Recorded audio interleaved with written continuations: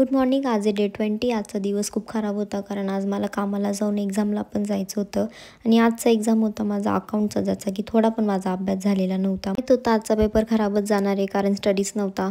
मला नंतर जॉबवरून सर्व कॉलेजला गेली आणि तिथं कॉलेजला गेल्यावर टाईम कसा जातो तो पण कळत नाही आणि जेवायचं होतं तेच झालं. पेपर खूप खराब गेलेला होता, मूड तर पूर्णपणे खराब झालेला होता. जाता जाता मंदिर लागलं, म्हटलं चला तिथे जाऊन येऊ थोडं, आणि इथे मी फर्स्ट टाईम आलेली होती. कोणीच नव्हतं मंदिरामध्ये, खूप शांत होतं आणि इथे बसून पेपराचा विचार करत होते. म्हटलं सोडा जाऊ द्या, आता जे पुढचे येणारे चार त्याच्याकडे लक्ष देऊ. मंदिर वगैरे फिरलो, दर्शन घेतलं आणि पेपर आले की स्ट्रेस वाढून जातो आणि काहीच ॲडजस्टमेंट होत नाही, ना काम होत नाही, ना स्टडी होतो व्यवस्थित, ना पेपर चांगले जात, चिडचिड व्हायला लागते कामावर. घरी आले, घरी येऊन भूक लागली होती, नाश्ता वगैरे केला आणि तेही बघा किती छान निवांत झोपलेली आहे. दिवसभर झोप काढते आणि रात्रभर फिरत राहते.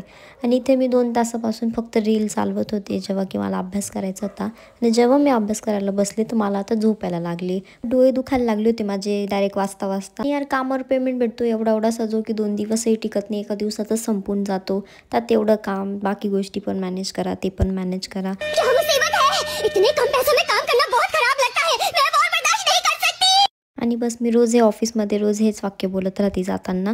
आणि इथे मी थोडी ॲक्टिंग करताना अभ्यासाची नाही खरंच अभ्यास करत होते इथे मी सिरियसमध्ये. आणि नंतर बस जेवण केलं आणि आता थोडंसं वाचेल. उद्या सकाळी मला 5ला पण उठायचं आहे, ग्राउंडला जायचं आहे, नंतर दुपारून एक्झामला पण जायचं आहे मला. तर बाय, गुड नाईट.